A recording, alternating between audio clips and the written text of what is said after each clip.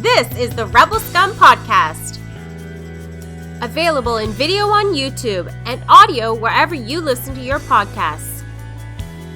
Every week, Brock and James talk the latest rumors, news, and theories from a galaxy far, far away. Support us on Patreon for exclusive offers and join the Star Wars discussion. Patreon.com/RebelScumPodcast.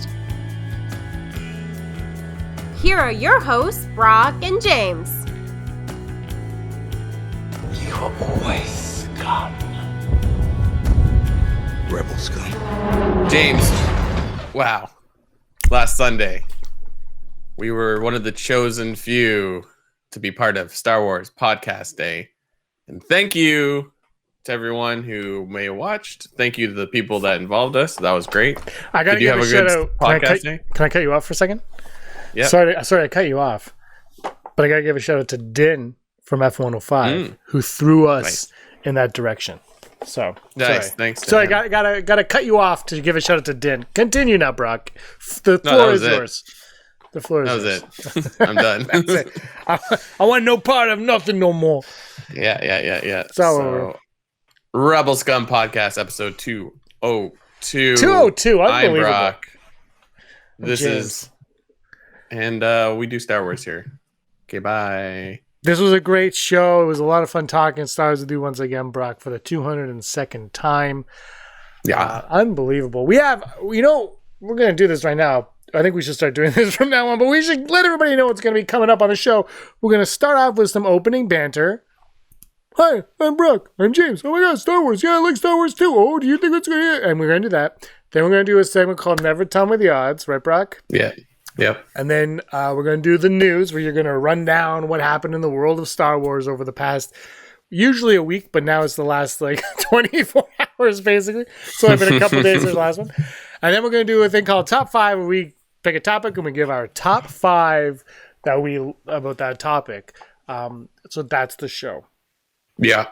202 of these bad boys. 202. Woo. Do you like Star Wars? Sometimes. Yeah. Did you watch the Super Bowl? The Super Bowl? Yes, I did. That's what we used to call it in the 80s, the Super Bowl. That's what we referred to it as. Yeah. We were clever children back then. Did you watch it? Yeah. It was pretty uneventful, but I feel for Patrick Mahomes. Even though I'm not a sports fan, I'm like, yeah. It's like the rest of his team let him down. It's like, yeah, man, he only makes $500 million. Yeah. Well, yeah. It sucks losing. They did win the Super Bowl last year, right? Or at least they went to it. They did. But you know what? Tom Brady, the GOAT, whatever. I don't care about any of that. I care the good people of Tampa Bay. Those people, they've been hurting lately. They haven't had an NHL championship. Oh, wait. They literally... Tom Brady went there and he turned the worst team. I mean, I like the Jets, so whatever. But Tampa was pretty pathetic. And he turned them into a championship team. So for those of you that live in Tampa or, live in Florida and used to like the Jaguars, congratulations on the Tampa Bay Buccaneers, Miami Dolphins fans who converted to that as well. Congratulations. Yeah, Tampa's had a lot of winners, or at least people go to finals. Even baseball is like the whoa. Rays are like what the Jays always pretend to be. Yep. Right?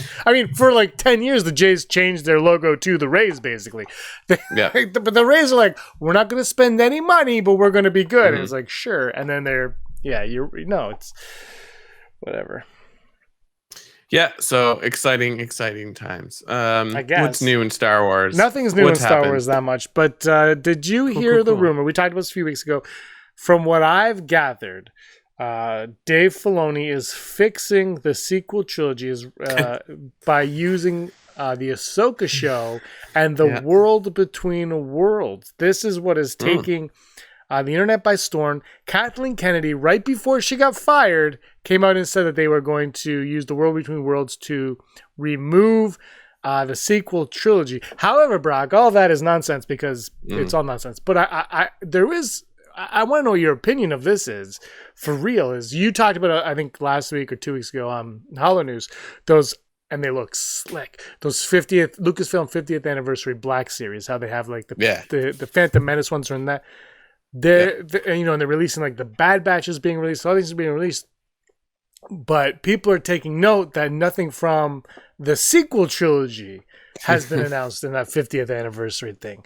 And look, I'm not taking that as they are forgetting about the sequel trilogy. I'm not at all because I'm not a freaking moron. But what do you make out of you won't be getting, I mean, they just released a Dark Ray, but you won't be getting any like Ben Solos or things like that in Black Series for the 50th anniversary. Yeah, but like, I mean, those are all like Black Series, and like the logic by what they released for Black Series never has really made any sense. Like there, in the last year or so, there has been like a theme, right? Yeah. Like there was like, here's a Rebels line, here's a Return of the Jedi line. And like, I don't know. I mean, yeah, because like that one, the release was Phantom Menace 6-inch, then Return of the Jedi 3-inch, and then a whole bunch of like last season of Clone Wars, since there's like a Bo-Katan and a Darth Maul. Is Bo-Katan from Clone Wars or from Mandalorian? I mean, I don't know. I mean, okay, no, I don't know either. I'm just asking. I think it is supposed to, since it's also Bad Batch sort of along with that. So that's the connecting thing with all those characters, I suppose. But like, no, and like, I think Funko is about to release a line of I don't know. I think they're all Rise of Skywalker ones. Like there's a good Ben Solo and Rey with the two lightsabers. Yeah. So it's like, it's not like they're not making stuff. It is like, you're not wrong. It's like, but I like, it's hard to make a judgment call because I kind of don't care about those action figures, right? No, I agree. I don't really either. I get a few Black Series. You can't say above me there's a bunch, but I think part of it is they just released Dark Ray. They just released some other ones. And the sequel trilogy is still very new, right? And I know they come out with prequels and they come out with this and that, but the sequel trilogy is 5 years old, going on 6 years old. The prequel trilogy is now over 20 years old. Right? Yeah. It's 20 years old. The original trilogy is over 40 years old. So they have some history there that I think is a little bit more meaningful than the sequel trilogy, not to take away from those movies, but I think, when you're pulling, if you're celebrating 50 years, you're going to celebrate, well, here's something that we did 50 years ago. Here's something we did, 20 years ago. And, like what we did 6 months ago, like, I don't know, there's no Grogu in there either. So I think so I never really thought I just saw people talking about that and complaining about it. But you did mention the Funko stuff. I haven't pre-ordered any. I will probably get the Ben and Ray if I can pick them up, because off camera is my wall of Reylo that I have. I call it that. I mean, I have a lot of Rey and Kylo Ren stuff, and I like them both. They're fine characters. They were fun. So I'll probably get those just to complete my arc, and then when I have an actual studio, Brock, I will have a complete wall of it. Whether or not it'll ever show up on screen, I don't know, but I'm going to have a complete wall. Also, my Praetorian Guards will also have a spot as well, which is going to be a lot of fun. The pandemic's been going on we're almost at the year now, Mark. We kind of had a little reprieve in the summer here in the Great White, but I don't think I've gotten a Funko. Well, my friend picked me up some. Steve, he picked me up a couple from EB Games when they were like $5 or less. But I don't think I've bought a new Funko since before the pandemic. What about you? Have you gotten any Funko Pops? A few, because it's like you can just curbside pick up anything, right? Or have it delivered. But yeah, I've eased back on it. Yeah, it's funny though how like, yes, curbside's a thing, but I'm just not going to curbside pick up a Funko. It's weird. My mentality. We did it once though before the pandemic. There's the Anakin Skywalker from the Clone Wars that I really wanted, and There's only like 2 or 3 available in Ontario at EB Games. And I found one, and it was right near where Aaron was working one day. And I made her go pick it up. And she did it. And so I love Anakin. So you got me the pod racing Anakin. I got the blonde-haired Anakin. And then Rob got me the Darth Vader Anakin when he's Revenge of the Sith Anakin, I guess they call him. But he's technically Vader at that point. And then Aaron picked that one up for me. So I'll have a wall of Anakin as well. Maybe I should just have a wall of Star Wars. That would be great. What a thought. What an amazing thought. We got to talk about Daisy Ridley's. Did she have just recent comments? Did you hear those comments? Yeah, it's in the news. Okay, we won't have to talk about it that much. But do you suspect we'll see Ben Solo return to Star Wars in some capacity? I don't want to ruin. I'm not going to take away from your news, so let's just change. No, but here's the thing. There's a lot of people that love Ben Solo. Some of them are watching and listening right now, so they're not. And my thing is, and I said this in the live chat last week, is I don't think there was ever a scenario in J.J. Abrams' mind, beginning with The Force Awakens, where that character survived. I don't believe to J.J. Abrams, Ben Solo, Kylo Ren, whatever you want to call him, was ever going to make it out of this trilogy alive. Maybe Rian Johnson felt differently. Maybe Colin Trevorrow would have felt differently. I don't think so. I think he still died in that script. But it doesn't. That's how I feel. The thing, but what I want to bring to this conversation, and what I think a lot of people that love Ben Solo are trying to figure out, is what happened to him. He just disappeared. There's no Force Ghost, and I thought there was closure because it was him being reunited with Leia. But then you have that final moment with Luke and Leia at the end, and it's like, well, okay. But they the confusing part is they Force Skyped each other, so the connection between Rey and Ben would have been astronomical. They're a dyad in the Force. Would his Force Ghost not have shown up? Who knows? Like, my first reaction to your question is like, my gut instinct to say is like, no, the story is done. Let it be done. Like, perhaps we'll see the past of Ben Solo at some point in a book or a comic or maybe a cartoon. But like, future Ben Solo it's not an option. Like, I don't think they want to go back to that.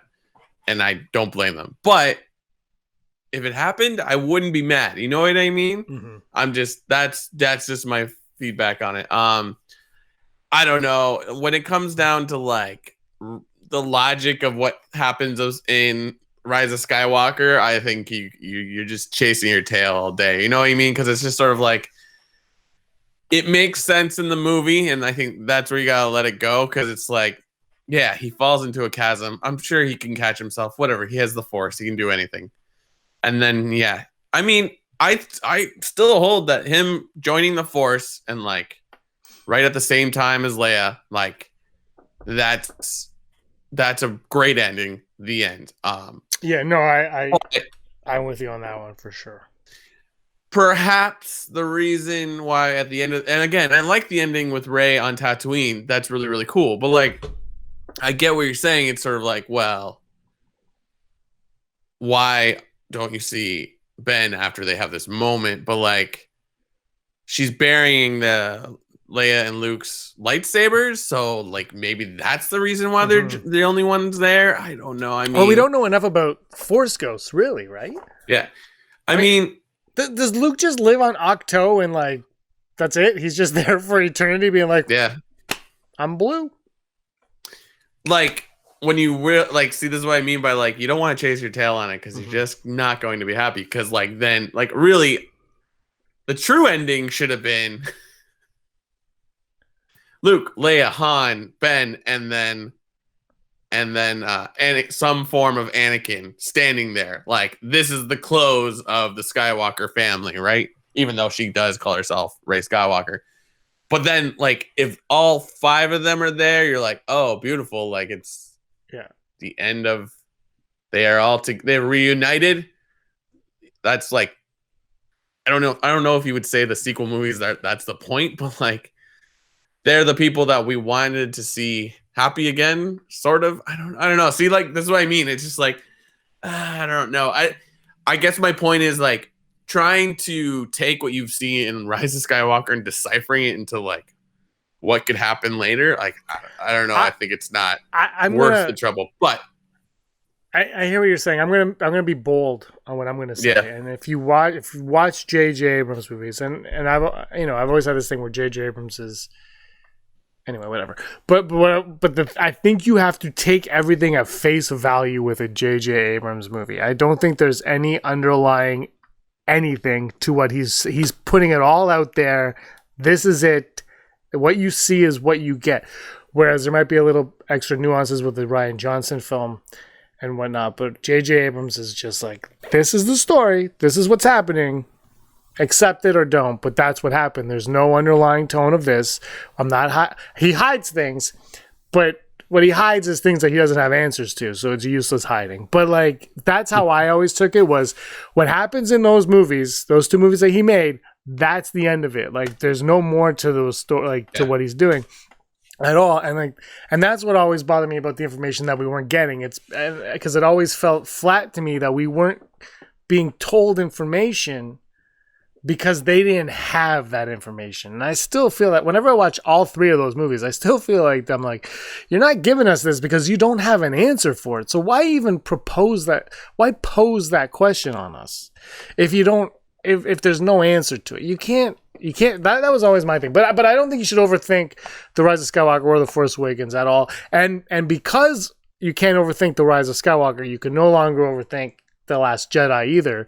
Because that'll lead you down this whole other rabbit hole, and you don't want to do that. And I think whatever you want these movies to be is what they are. Yeah. No. Absolutely. And like, that's kind of fun. Like, yes. I mean, what I say is what I've just shared. It's sort of like, someone could listen and get really mad at what I said, and that's valid. But like, I do enjoy the fact that people are like, "Oh, isn't it cool?" I mean, Filoni does something like that like every couple of months, and then people are like, "Wow, he's a genius." Yeah, I really want to go to the MCU multiverse, so the DC whatever that thing's called, and I want to hear what people say about George Lucas's sequels in whatever universe he made those. Because I was old. I was 18, 19, 20 to 23, 24 when the prequels came out. Like, I was 18 to 24, whatever the hell, in that frame. I remember, I've said this story in here before. I remember being so excited for the Phantom Menace, and I heard all the Jar Jar Binks, and he's like, my son named Jar Jar Binks, and there was all this thing, and I was so excited for this movie, and the trailers were like, remember that trailer that you downloaded for 7 hours on QuickTime? It was the greatest. And I remember sitting in my computer class, because those were a thing back then, and we're learning how to browse the interwebs, and I'm on this thing browsing it. Yeah. And I was on some website. It might have been CBC or something like that. And it was the news. And I was like, I got to read about the Star Wars movie that came out today or coming out tomorrow or whatever. And people were there and they were all complaining about Jar Jar Binks. Nothing about the movie, just how much they didn't like Jar Jar Binks. And the end battle was kind of cool. That I vividly remember those. And that's what I read, like, this entire class. And then I saw the movie and I was like, I don't know why people are complaining about Jar Jar Binks. I was like, he's awesome. I love Jar Jar. And that was how I felt that I got into college. People were like, "No, Jar Jar sucks." And I was like, oh, "Are we watching a different movie with Jar Jar Binks?" and then I went on this website called theforce.net and got obsessed with that. And I knew everything about Attack of the Clones. But I was around for the prequel era as an adult, and I could tell you the hatred that those movies got. It's different than the sequel trilogy in that there was no YouTube back then and no Twitter. But in those chat forums on the Force.net, things would get heated in there quite often, and people would complain about things. And this is George Lucas, the guy who created this stuff. He created it. So you kind of feel like, well, whatever he says goes. And the minute he sold that, it's like, well, whatever these people say goes. And I wrote a joke title to you today. Maybe we'll use the title. It was How Disney Ruined Star Wars. And the answer was, they just made movies. they made Star Wars movies because as long as there are Star Wars movies, people are going to hate them. You bring up a good point, though. At some point, you and I are going to dislike something Star Wars, most likely. Yep. Yeah. Yeah. I mean, I'm not even worried about that anymore. You know what I mean? Like, it's just sort of like I'm just happy to watch something about Star Wars, but maybe my view is like conflicted because we have a podcast about Star Wars. So it's like when there's new content, we're like, ooh, new things to talk about. So I don't know. I mean, there's a smorgasbord of Star Wars shows coming our way. Good chance that one of us doesn't like something in it, right? Like, yeah. I mean, I would argue you and I watch a lot of the same movies, and generally, but like not always. Like, we do have a general same interest, but like there are times where like I don't think we have conflicting thoughts on movies. I think it's just like, oh, I liked this, and then you like that, right? Like I think Wonder Woman 2 is a perfect example of a movie that I think we both have the exact same thoughts on, but I'm more forgiving on the thoughts than you are. Yeah. And I think WandaVision's another example where we're basically the same, and you're more forgiving on it than I am. Like, you know what I mean? Like I like the show, but I feel like it could be a little bit more like this. And I think you're right. But look, one day we're gonna come on here and I'm gonna be like, oof, man, that episode of Mando sucked. I was waiting for it in season 2. I'm not gonna lie. And that second episode with the frog lady, I was like, man, they're going down a path. I'm not sure about this one.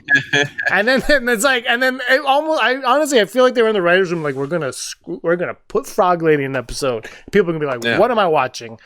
And then we're gonna rip the Band-Aid off, and everyone's gonna like explode.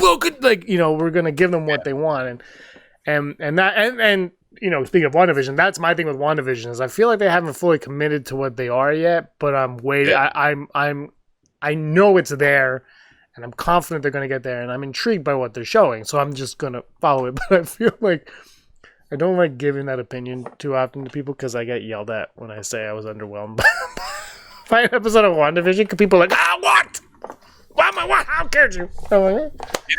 It is wild that it's just like we went through almost a decade of watching things whenever we wanted, right? And now Disney Plus and Netflix are reintroducing the idea of like the water cooler, whatever. Even though no one's near a water cooler because COVID. I love weekly shows, man. I love watching these things once a week. Love them.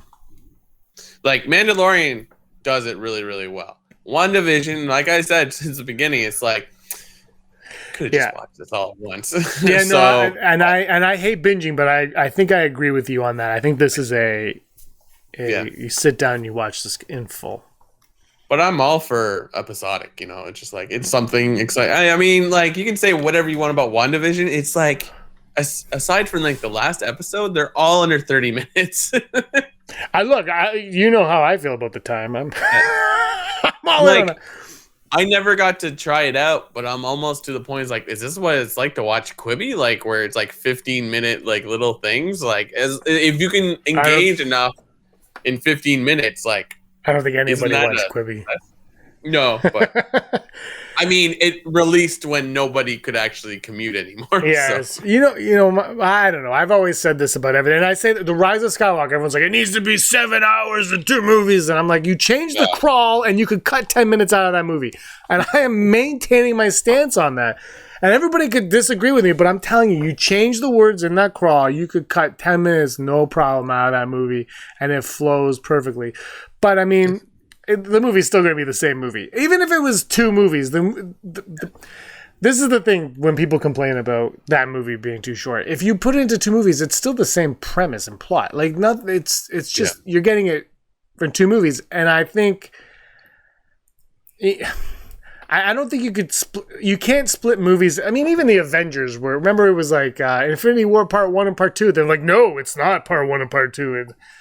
Because that doesn't sell anymore. You can't do that. Star Wars was in a unique spot where they can call things episode whatever. And now they're going to stop that. But I don't think that hurts Star Wars. I think people like that about Star Wars. It's part of the intrigue of it. It's part of what people like about it. But look, when the MCU is like, no, we're not a part 1 and part 2. You know that part 1 and part 2 is the kryptonite of movies. It's like, they did it with it was Harry Potter the first one to do it. I think so. Because Hunger Games did it, Harry Potter did it, and then the Divergent movie was like, well, we tried.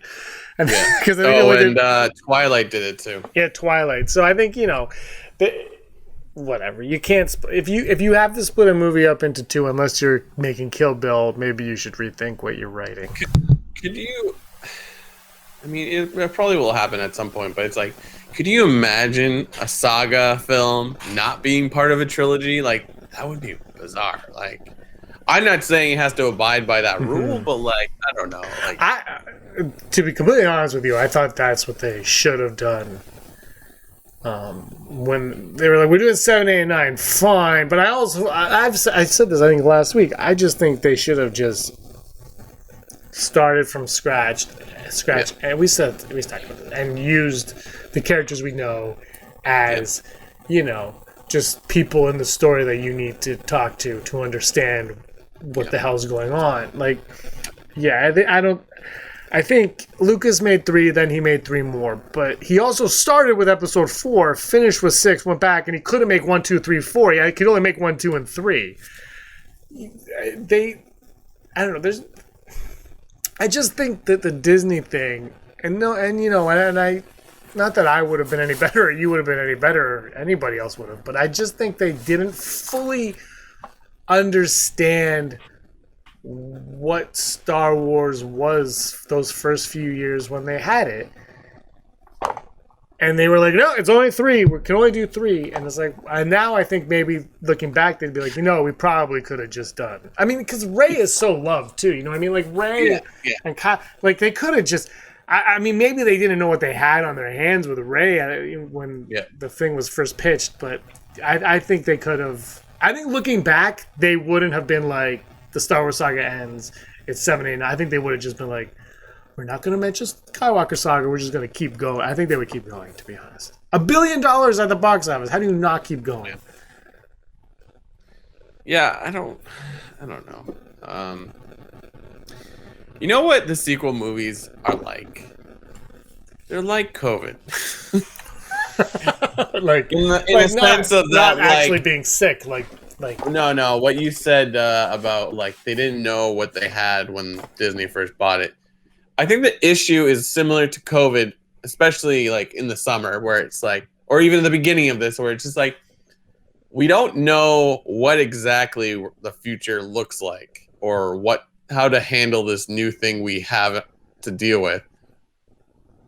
But what's definitely certain is nobody wants to be the first person to make the call, right? Like, it's like, I know J.J. Abrams, like, walked proudly to direct that Star Wars movie, but like, that's J.J. Abrams. Like, he made a Star Wars movie and that's that. And I think it was a pretty decent movie, but like, what is hurting Star Wars is like, what was the point of the sequels, right? It was just sort of like, aside from making money, but that's what all movies are for, but like, what was the point? Like, why did we focus on this group of characters and this group of characters, and then why I don't feel like there was character growth. I think Rey and Kylo are a good storyline, but it's just like, it's not Luke and Vader. It's not, I don't know who else, the Anakin and Obi-Wan. There's just you don't feel it, right? So I don't know. Well, I think honestly, it comes down to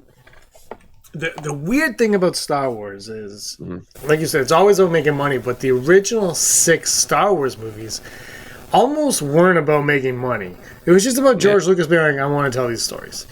I'm going to make money on toys, and I'm going to do what I want in these movies. And now it's about, well, these movies have to make $1 billion. These movies have to make the money. And the thing is, they were always going to. Solo aside, there was no way The Force Awakens wasn't going to make $1 billion. It made 2. It made $2 billion. It's the second highest of all time worldwide, highest domestically. Okay? Yeah. But there was no way it wasn't going to be a massive hit at all.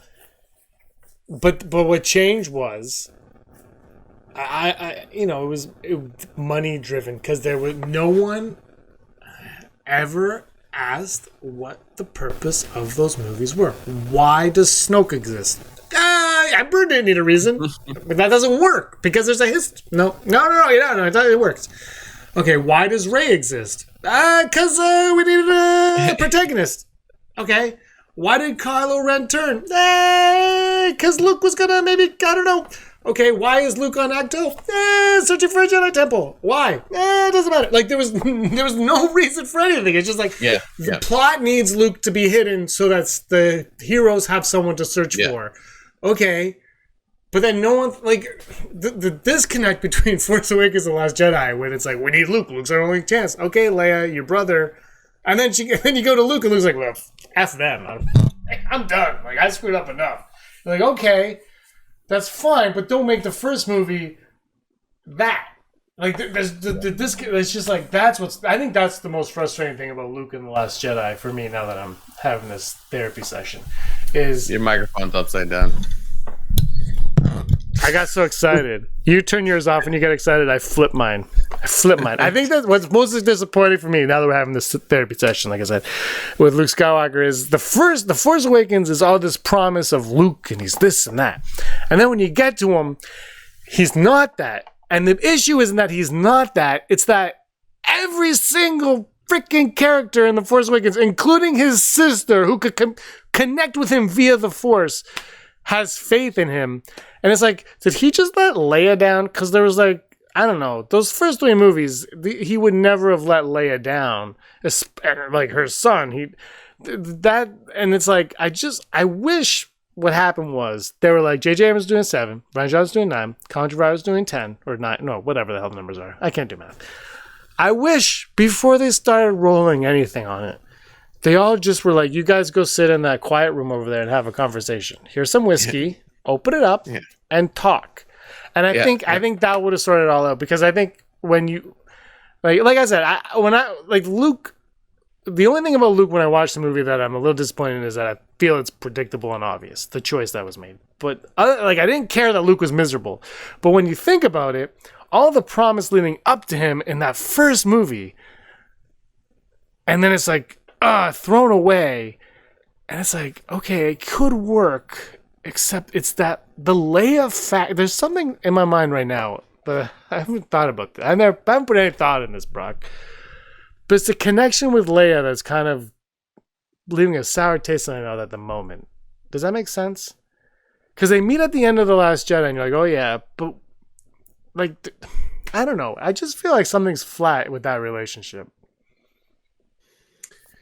I think the problem is you don't know what has happened, right?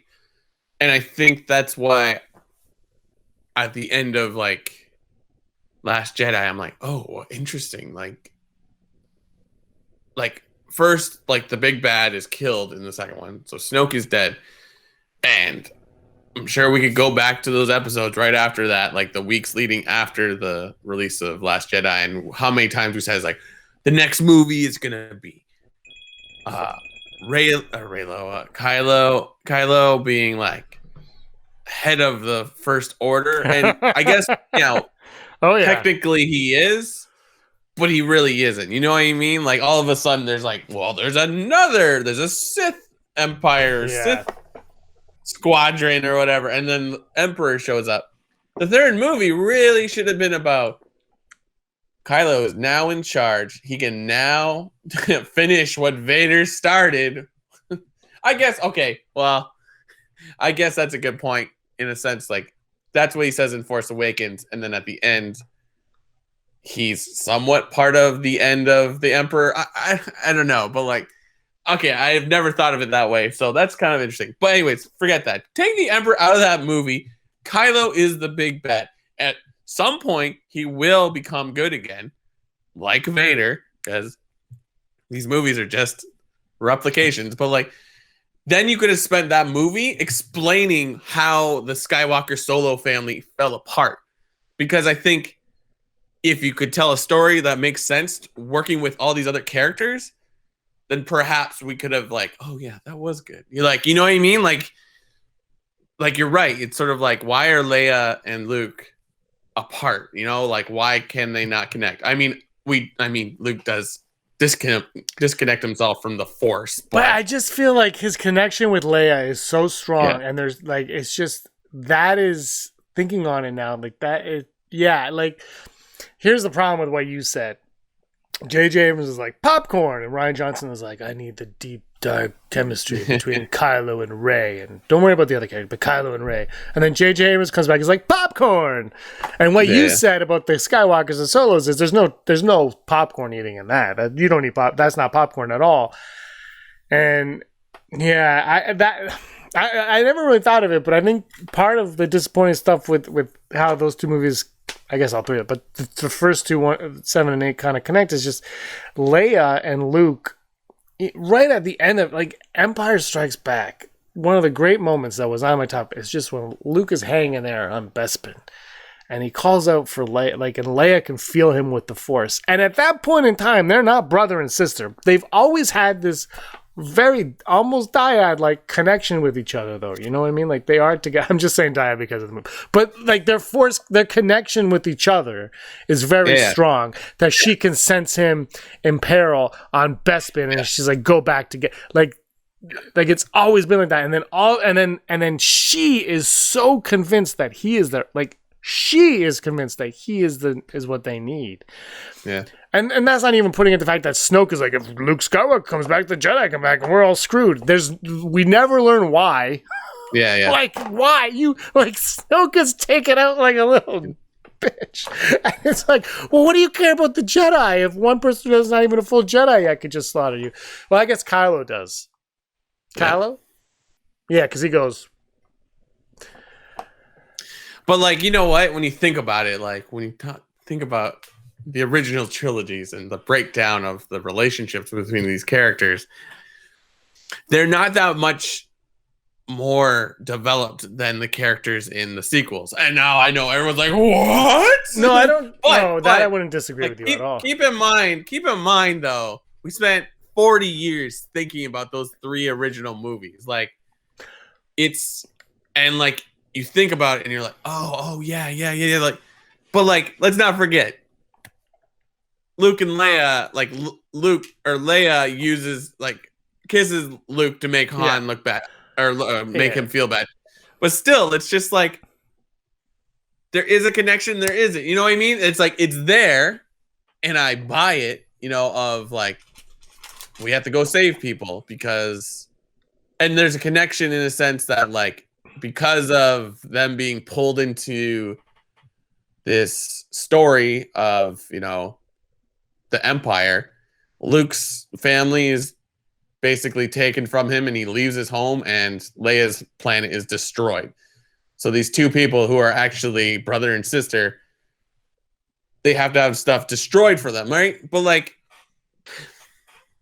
I know it's like a million people are like, no, that's blah, blah, blah. And you're right. There is an underlying thing there, but it's not, again, we're talking about a movie that when all those people are in it, and those, like, they did a great job, but they've also all admitted that they had no idea that A New Hope would be that successful. Like, Mark Hamill said it numerous times where he's like, oh yeah, I didn't think this would go anywhere and I'd be back on TV shows like the next season. You know what I mean? Like, so, I mean, that's what I'm referring to. It's like, we have created the fantasy in our heads, and it's a great fantasy that like this family works together as a unit, but it's like we never really see it. They're like, we win, but like what becomes of that family unit when your connection is only based on destroying evil? You know what I mean? And then evil's gone for 20 years. So what happens?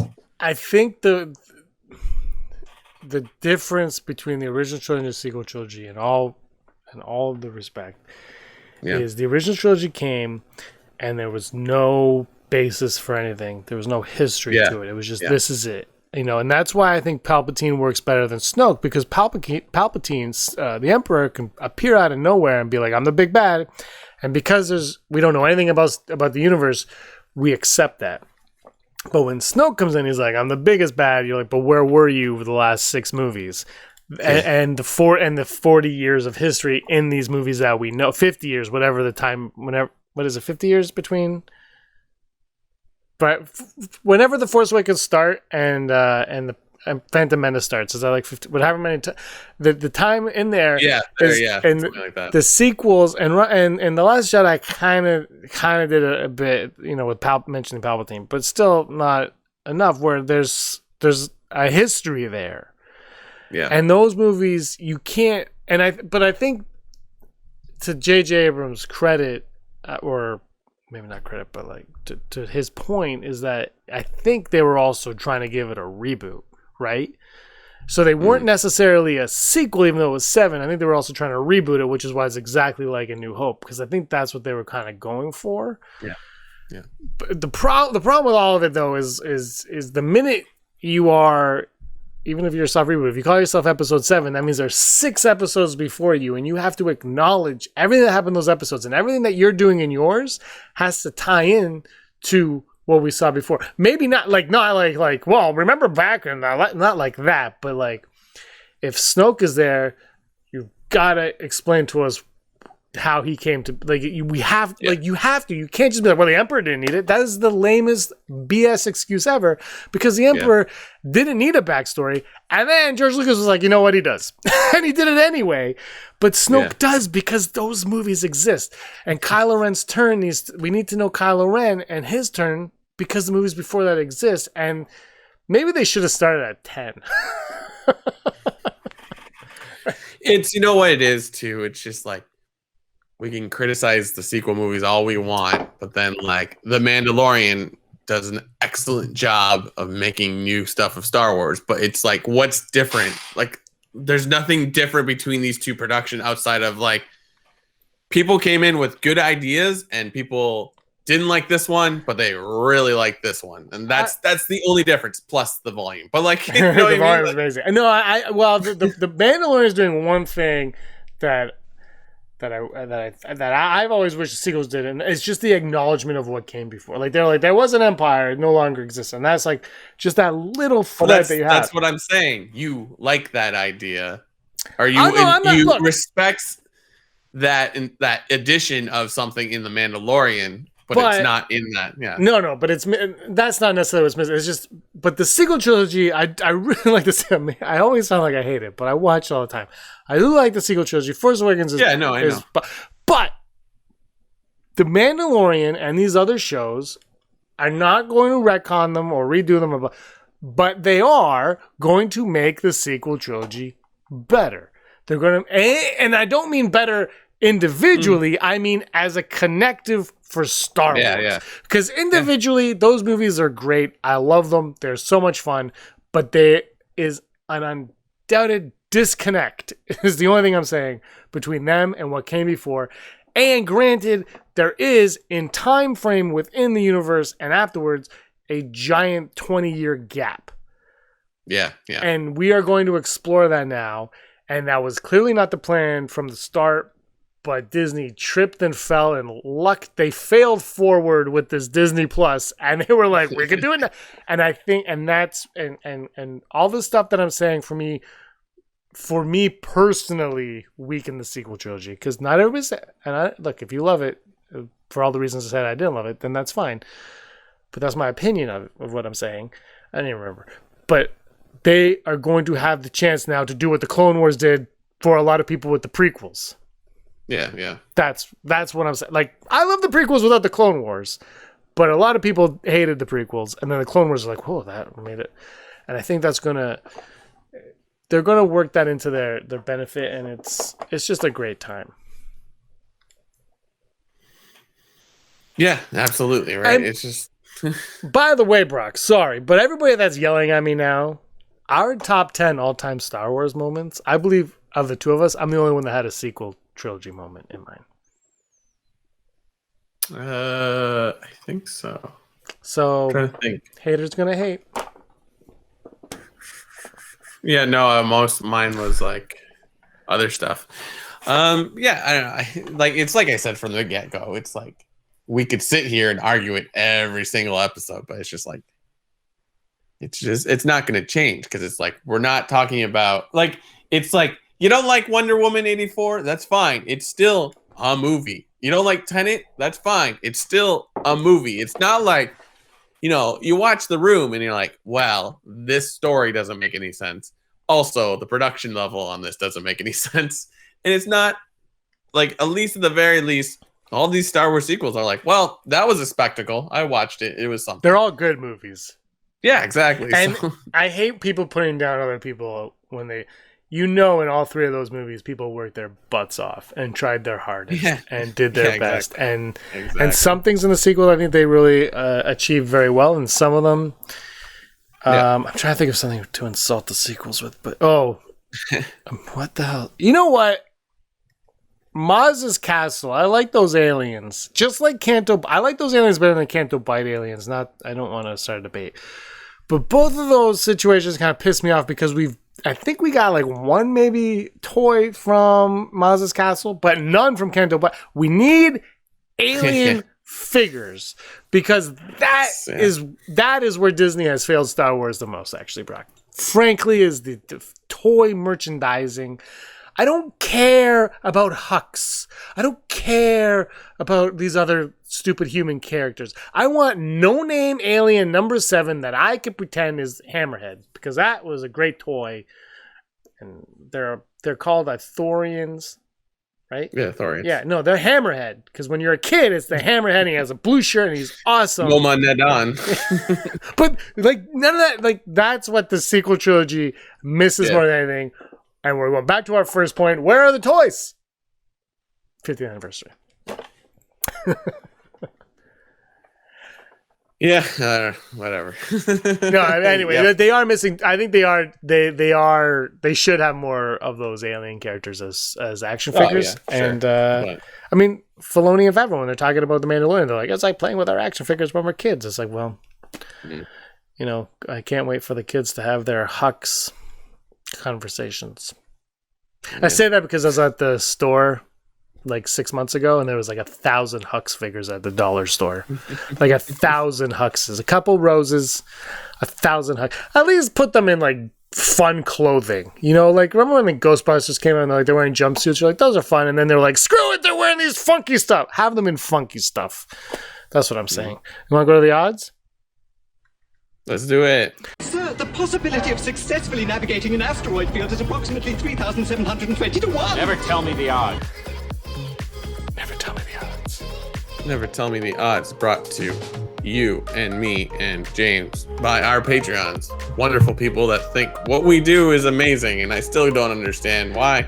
But that's okay. If you want to support us, come on down to patreon.com/Rebel Scum Podcast and become one of the very amazing few people. Amazing people that support us. And they are Heidi Feder, executive producer, Barry Brophy, Dennis Allen, Mary Kristen Aton, Jeff Wilson, Phil Staniforth, Sooner Thrawn, Scott D, Josh Price, Matt W, Rez, Frank Perkins, Neil Lowry, D, Raven Spencer, Cosmic Girl 02, Gleek Play 1, Automated Joy, Disney Desi, Charlotte, Kayla Davis, Aaron Quinton, Jericho Kane, Denim Nerds, and the Girls with Sabers. You guys are awesome. Thank you so much for all your support. And as always, let us know your odds in the comments below or in the live chat, or email us at rebelscumbags@gmail.com and let us know what your odds are this week.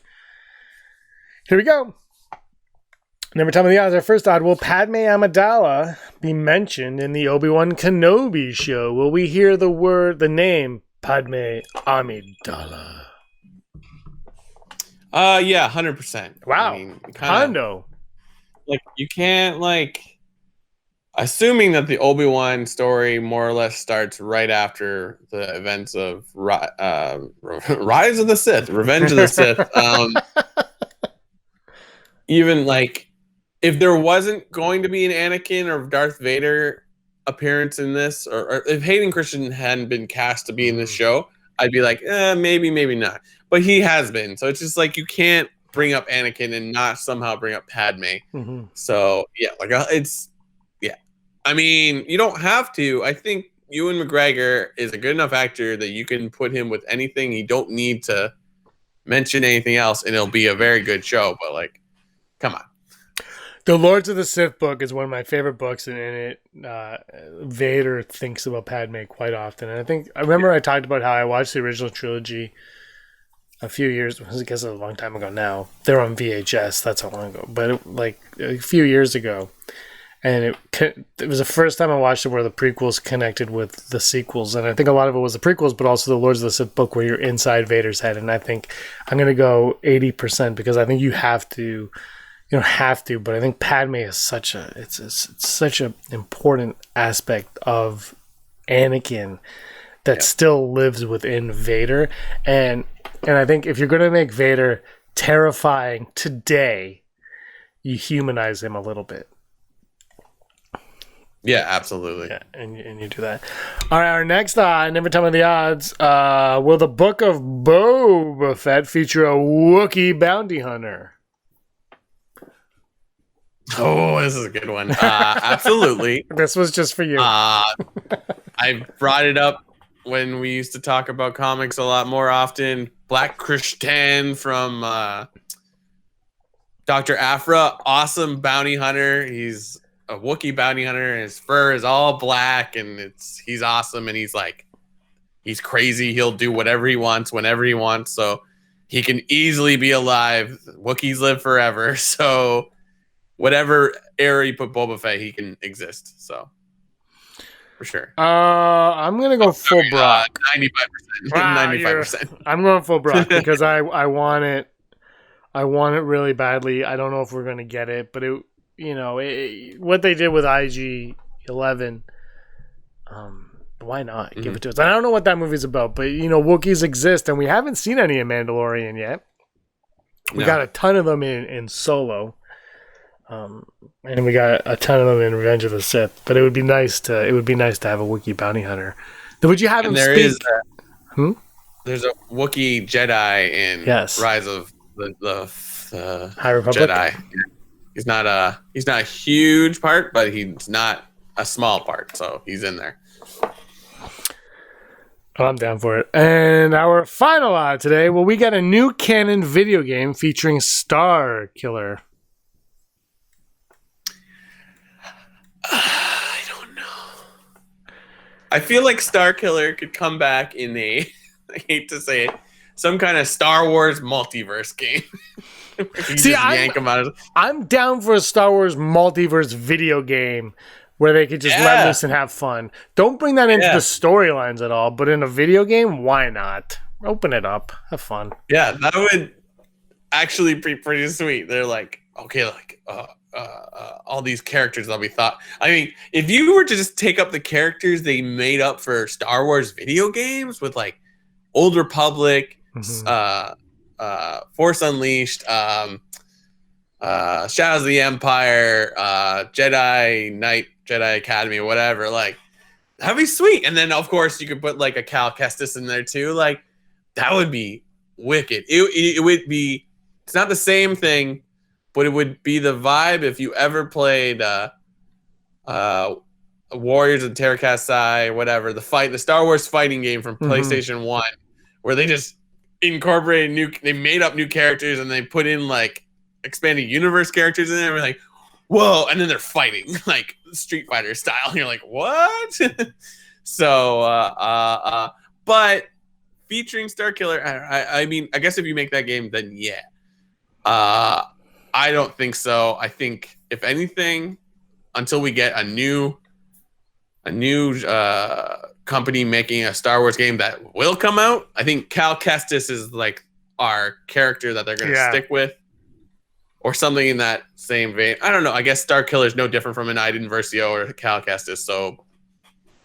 So yeah, I'm going to go 30% on this. I'm going to go 63%, and I don't think it'll be the same. I think it'll be Sam Witwer, but I think it'll be a different Starkiller, and they'll redo it, and it'll be like he'll have a different purpose than he did, and it won't be Force Unleashed 3. It'll be something, and Starkiller will be a character in it. Because he you know what though, I'm saying that, but Starkiller base kind of ruined Starkiller. You know what? Screw it. Everyone's name is Ren in Star Wars nowadays anyway. So I'm still gonna stick with 63% because I'd like to see Sam Witwer back as a fun character. You can have fun. A multiverse game show, like multiverse game, would be so much fun. Like you said, not everything has to be canon. Just throw it all in and just have fun. Just open the doors. But with the new video games coming out and Star Wars, Lucasfilm Arts is back as Star Wars games or whatever. Just do it, man. Just do it. Yeah. 63. All right, you ready for Hollow News? Absolutely. Here we go. Let's do it. Hollow News. Da da da da da. Hollow da da da da. You know what? I'm a really good singer, and I don't have to take anyone's crap for this. So, Hollow News. My mic is off. You're welcome. Hollow News, the news you need to know right now. As mentioned earlier in the show, Super Bowl Sunday just happened, and that night, last Sunday, Star Wars fans were jumping onto Twitter to voice their appreciation for the Super Bowl halftime show. Toronto's own The Weeknd was the performer and wowed the viewers at home, but Star Wars fans began to notice a similarity, a running theme in his show. Many were tweeting that his opening choir looked like Jawas, and his red blazer dancers looked like Tusken Raiders. The performance was even dubbed the Star Wars marching band on Twitter. And as usual, Mark Hamill got involved tweeting backing vocals from halftime show provided by the Star Wars Jawas. # Super Bowl. If you didn't see it, must check it out. The Weeknd did a great job, and it's just a really good spectacle. Really cool to see something like that occurring even during these trying times. So check it out on YouTube. As also mentioned earlier in the episode, Daisy Ridley has revealed her personal connection to Rey in an exclusive excerpt from an upcoming book that looks back at the making of the sequel trilogy. Star Wars: The Age of Resistance, the official collector's edition book, will be released by Titan Comics on March 9th and is available for pre-order now on Amazon and Forbidden Planet. The book features exclusive interviews with the cast and crew to chronicle the making of the sequel trilogy, alongside behind-the-scenes photography and production art. We've got an exclusive look at the Rey section, which sees Ridley reflect on her first experience. Daisy Ridley says, "Family is what Star Wars is all about. The family thing translated everywhere, even on set. It felt like a family. It's the feeling of bonding everywhere. Rey is trying to find her place in this world in the same way I was trying to find my place in the world.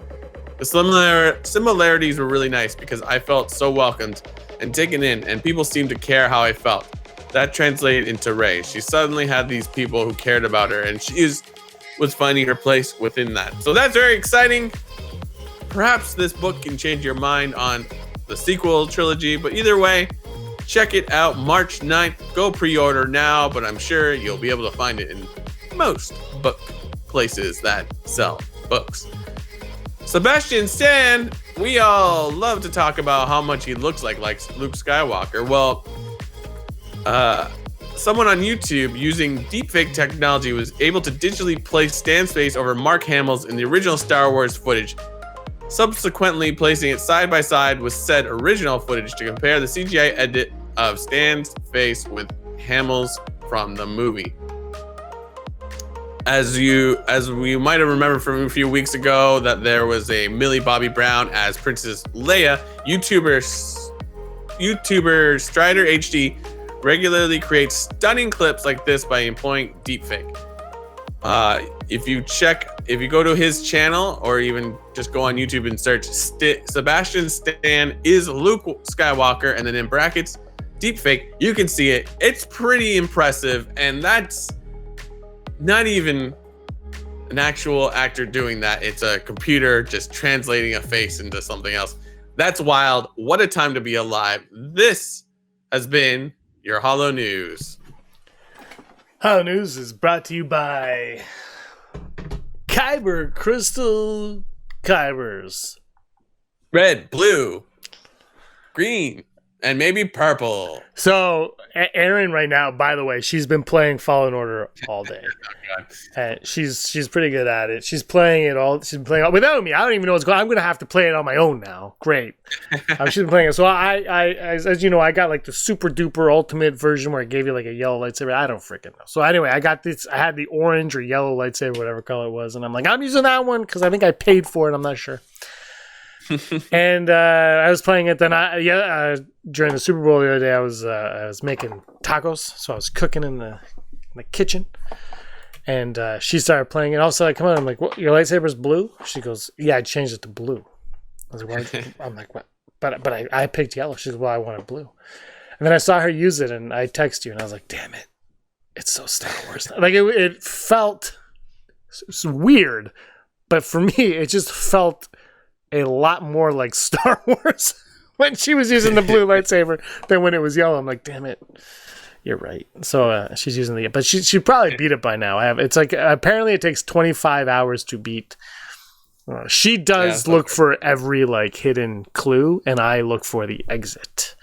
That's the difference between when she gets mad. When I have, so she gives me the controller sometimes like to kill the bad guys, but I'm like, "Where's the end of the level?" She goes, "Well, no, you have to get." I'm like, "I don't care about that." She goes, "But I'm like, no, I don't."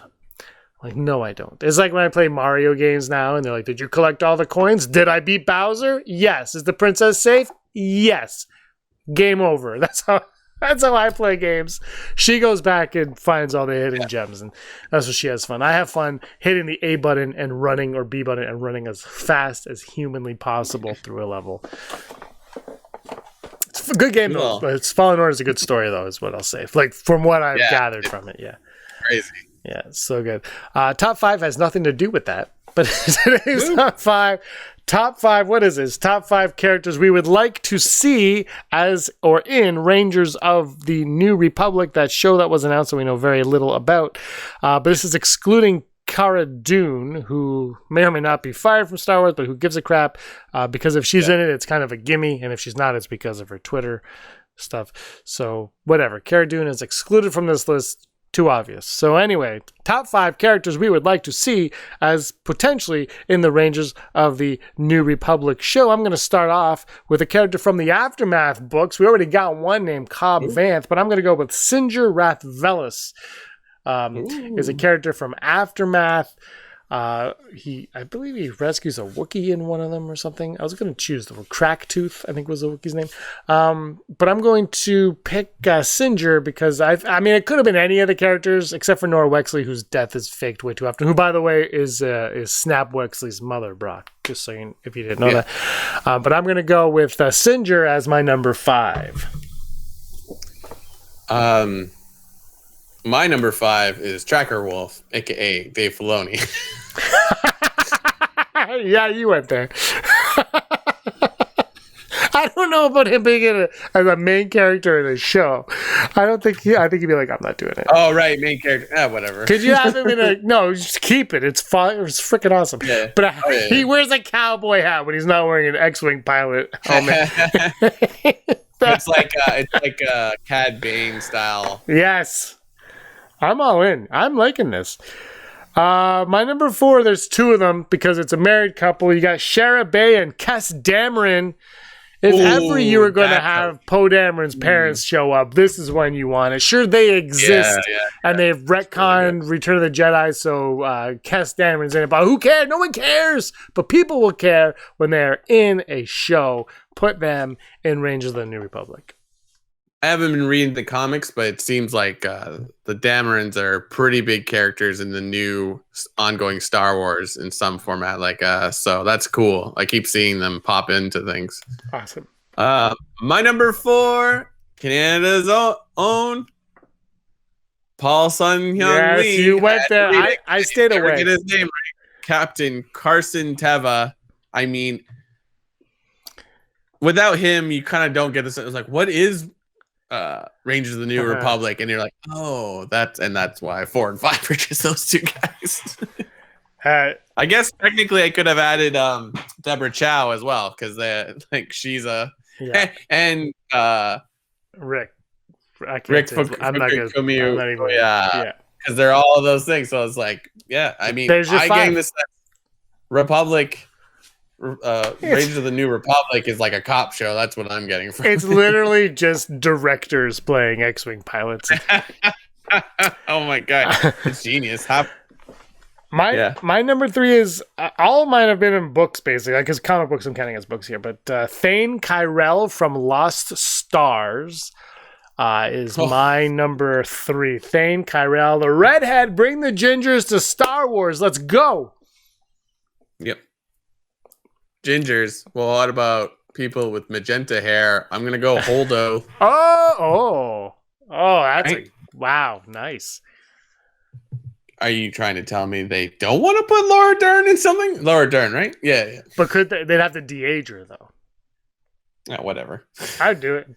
Laura Put Dern. Mark Hamill back into a Star Wars TV show. They can do true. anything. People can say whatever they want about Holdo and The Last Jedi, but Laura Dern brought class and a fantastic performance to that role. Like A-list material there. Fantastic performance by Laura Dern. And I liked Holdo. I thought Holdo was great. I thought the Holdo maneuver was fantastic, and it was a lot of fun.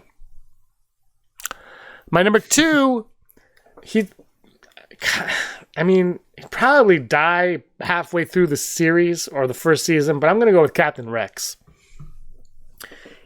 In Return of the Jedi, Tamora Morrison is all in on Star. Tamora Morrison is going to be the face of Star Wars soon. He's just put him in every show on Disney Plus that has Star Wars in the name. Bring in Captain Rex with a big white bushy beard. Come on, let's do it. Yeah. Oh my god. My number 2 is a real cop-out, but I'm saying it. Leia. Put her in there. Leia was almost in there. And Leia shows up in Lost Stars and makes complete sense. And I think, I don't think it's a cop-out at all. I think Leia makes complete sense. Nice. My number 1, the only character that needs to show up in this show is someone who needs to be redeemed. The character needs redemption. The actor playing the character needs redemption. And that is, you bring back... Do you know who put together the Republic? The Rangers? This motley crew of Rangers? Do you know who put them together, Brock? Jar Jar Binks. He is the Nick Fury of the Rangers of the New Republic. You bring in Ahmed Best. You bring in Jar Jar. That's my number 1. While you were saying that, I was like, is he gonna say Iden Versio? I'm like, maybe. That would be Iden Versio would be a great pick. Right? That'd be a great pick. Interesting that you chose Jar Jar Binks, because I have the original Jar Jar Binks as my number 1, Chewbacca. Oh yeah. I almost put you on my list. The original Jar Jar. I don't know if that's...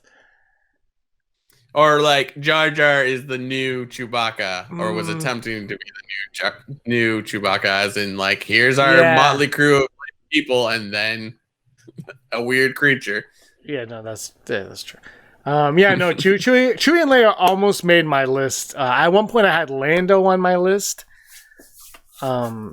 I think Lando would be fun, because I think there's got to be a moment of Lando where Lando's kind of like, okay, I'm in on this, and then he's like, you know what? No, I'm not in on that anymore. But he goes away with Luke at some point, so who knows? That would be a fun show to watch too. It's Luke and Lando on a mission doing whatever. I'd watch that. I'd watch them all. All right, well, 202 episodes. How about that? Wow, I can't believe we've done it. Nope, me neither. Nope. All right, you want to get out of here? Let's wrap it up. Yeah. Anything else you want to say? Check out High Republic. Almost done. Claudia Gray's Into the Dark. Pretty cool. Totally different from Light of the Jedi.